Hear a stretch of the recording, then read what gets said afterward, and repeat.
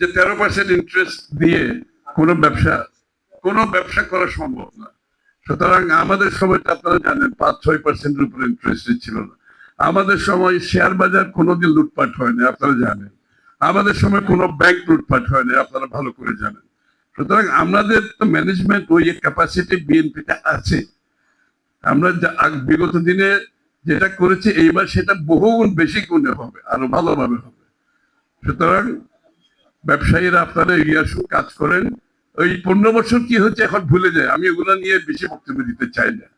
ওরা কি করেছে, আমি একটু ভবিষ্যৎমুখী মানুষ, এই জন্য গত 15 বছরের যদি আলোচনা যে আমি আর আধা ঘন্টা বক্তৃতা দিতে হবে। জিয়া রহমান সাহেব সমস্ত দক্ষিণ এশিয়ার ওনার চিন্তায় যখন সকলের আগে ছিল জিয়া রহমান সাহেব, আমি আপনাদেরকে বলছি তারেক রহমান সাহেব এই দক্ষিণ এশিয়া না, সাউথ এশিয়া পুরোতে আমরা সবাই অগ্রভাগে থাকবো ইনশাআল্লাহ আগামী দিনে। আপনারা দেখতে পাবেন আমি খালি পলিটিক্যাল স্টেটমেন্ট করতেছি না, এগুলো সিদ্ধান্ত নিয়ে আমি কথাগুলো বলতেছি। করব, এটার জন্য আগে সিদ্ধান্ত নিতে হবে, প্রস্তুতি চলছে আমাদের এবং বিভিন্ন এক্সপার্টরা কাজ করতেছে।